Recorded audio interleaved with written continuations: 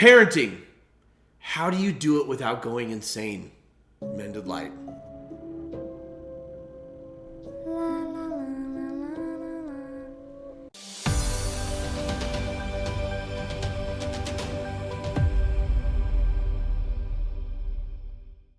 Folks, I've been a parent for about 14 years.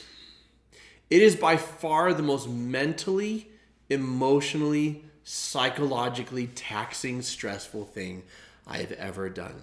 So when you feel like you can't take it anymore, when you feel like there's something wrong with you because all these other Instagram families look so happy, let me tell you, no one's got their shit together. No one.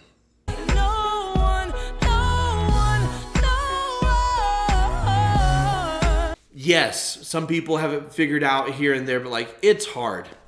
So let's talk about how to enjoy mental health when parenting is just stressing you out like crazy.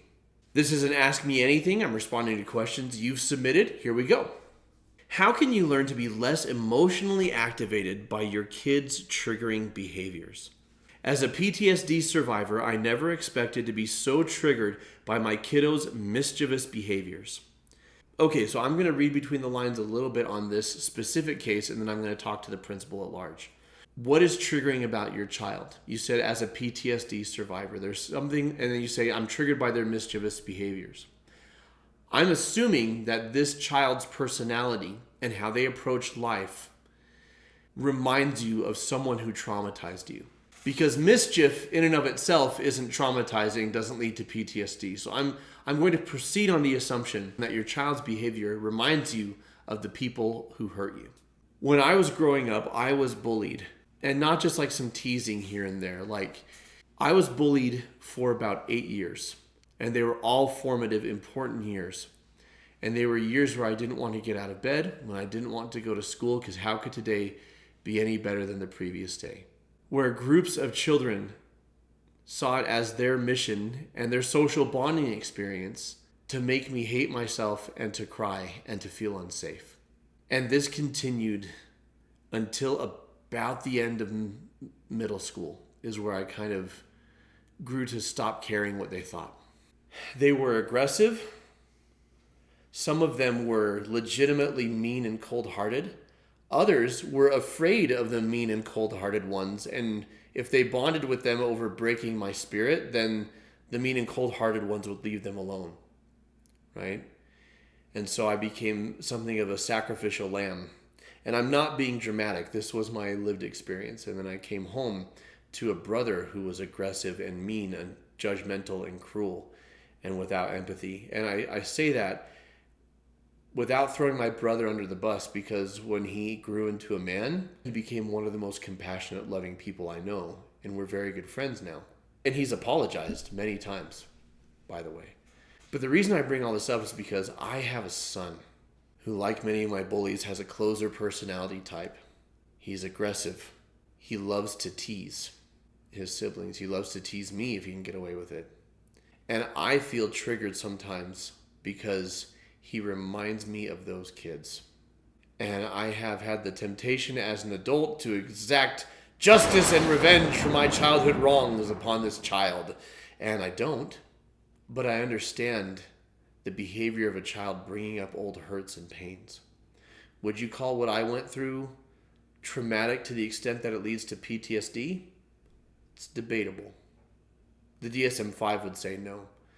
I say micro traumas that accumulate over time can carry the same emotional weight and pack the same wallop as major traumas that happen. It is what it is. But it's not a competition. My point is, how do you deal with it? What I do is I have to be very aware of what I'm feeling, why I'm feeling it, and why I'm saying and doing what I'm saying and doing. Because the big temptation when a child triggers your trauma is to assert dominance so that you feel in control, so that you feel safe.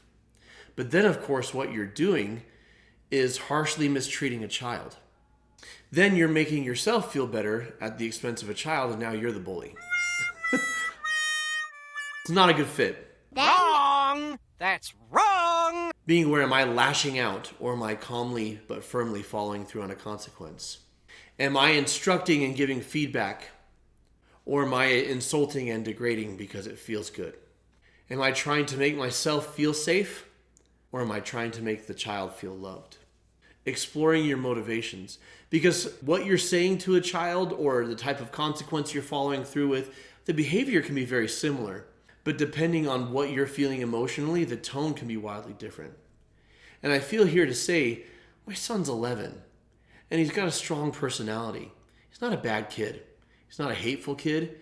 He's not even a mean kid. He's just an aggressive kid who likes to tease. He is still a child. There's a very loving, sweet, tender-hearted side to him as well, which is why it's so important for me not to lash out at him, because his feelings matter.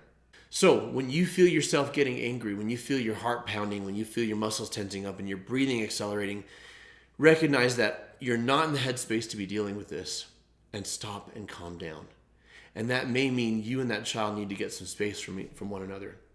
Our son, the one that I'm telling you about, there have been any number of times I've sent him to his room and he says, "What did I do?" I said, "You're not being punished. I'm sending you there for your safety so I don't say something that hurts you.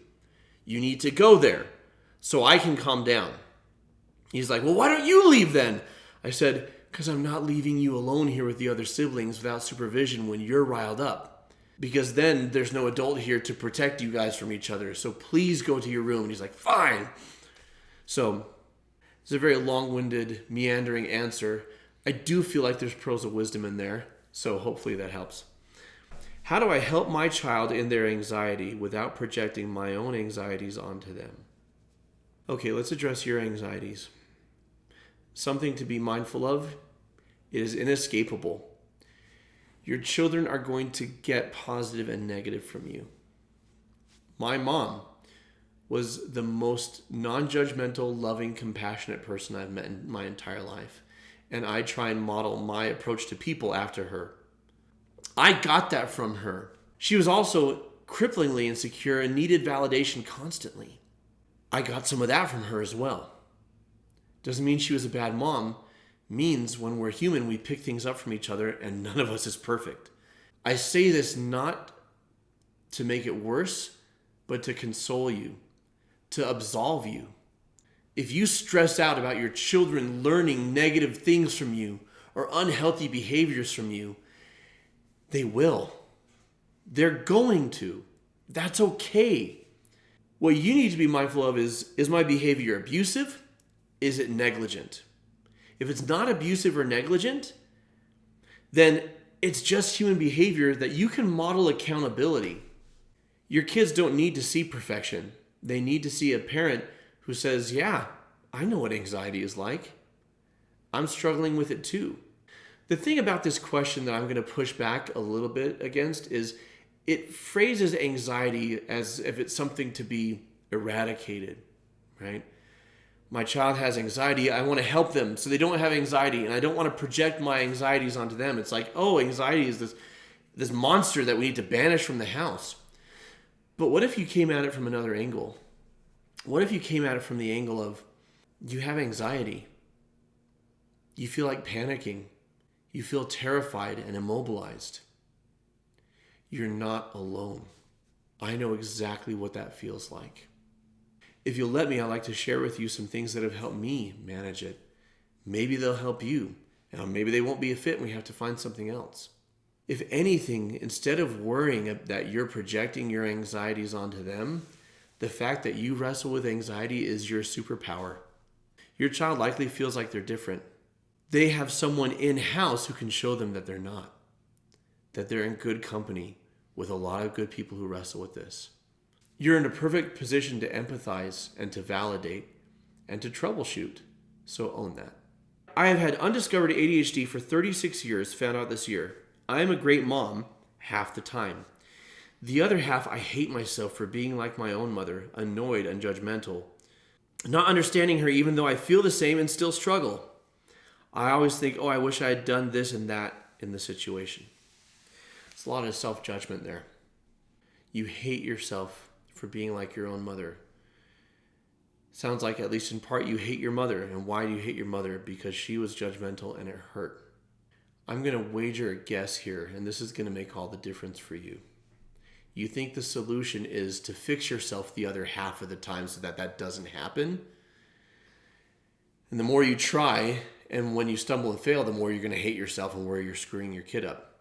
Every mistake you make as a parent is an opportunity to model accountability. No person is perfect. You're not looking to raise perfect children. You're looking to raise decent people. And decent people make mistakes, own them, and then course correct. And sometimes course correcting takes a lot of tries. This is an opportunity for you when you are impatient with your children to own it and apologize and thank them for their patience with you. And then when they're impatient with you, they can own it, right? When you lose your temper, when you're judgmental, the fact is we get worked up, we get aroused, and by aroused I mean emotionally flooded, and then we say or do things we regret. We think that damages our kids, but what really damages our kids is that we don't make it right, that we put the blame on them. So own it, work on it, thank your children for the grace that they give you, and give your children grace and patience and understanding. And when you fall short, take responsibility for it. They've got an amazing, flawless mom half the time. They've got a struggling mom the other half that shows them it's okay to struggle. That's a beautiful thing, and it's nothing to be ashamed of. So this has been Parenting and Your Mental Health. What questions do you have for me on this subject or other parenting subjects? Let me know in the comments below. How do you take care of your mental health when it comes to raising your kids? Because it's a lot. We love it when you share and learn from one another. If you're enjoying this, we got a whole series of parenting videos you can enjoy right here. Until next time, folks, keep shining because we need your light.